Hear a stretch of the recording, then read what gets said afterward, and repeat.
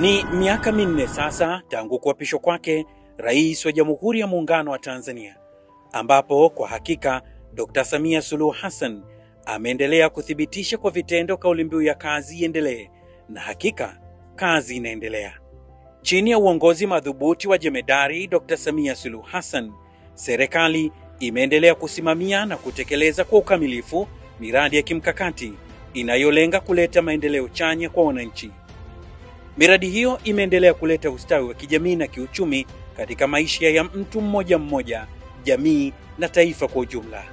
Sanjari na kuimarisha shughuli za kijamii, za kiuchumi, miradi imeendelea kuchagiza masuala ya uhifadhi na usimamizi wa mazingira hapa nchini kupitia fursa mbalimbali zilizoweza kuibuliwa, ikiwemo biashara ya kaboni.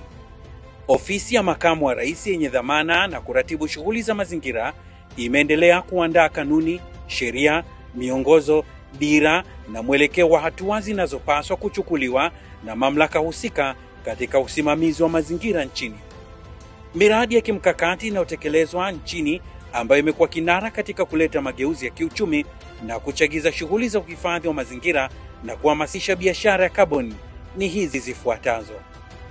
Mradi wa kufua umeme wa bwawa la Julius Nyerere JNHPP uliopo wilayani Rufiji mkoani Pwani, wenye uwezo wa kuzalisha megawati 2115.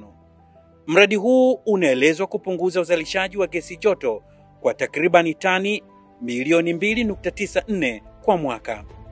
Aidha, mradi una lengo la kufikia malengo ya kimkakati wa taifa katika matumizi ya nishati safi ya kupikia wa mwaka 2024 hadi 2034, ambapo unalenga 80% ya Watanzania kuhamia kwenye matumizi ya nishati safi ya kupikia.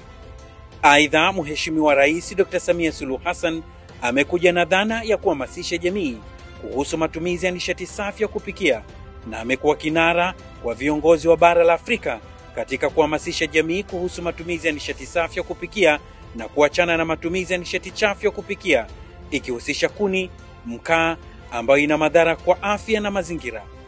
Juhudi za Mheshimiwa Rais Samia Suluhu Hassan kuhusu nishati safi ya kupikia zimepaa katika majukwaa mbalimbali ya kimataifa, ambapo mwezi Mei mwaka 2024 alikuwa mwenyekiti mwenza wa mkutano wa nishati safi ya kupikia uliofanyika Ufaransa. Mradi wa mabasi yaendayo haraka Dar es Salaam DART imeendelea kuwa mdau mkubwa wa masuala ya uanzishaji na utunzaji wa mazingira kupitia mradi wa mabasi yaendayo haraka BRT. Mradi huu umeleta mageuzi makubwa ya kimazingira kwa kutumia mabasi yanayotumia injini yenye teknolojia ya kisasa Euro 4 diesel engine, ambao ni rafiki wa mazingira.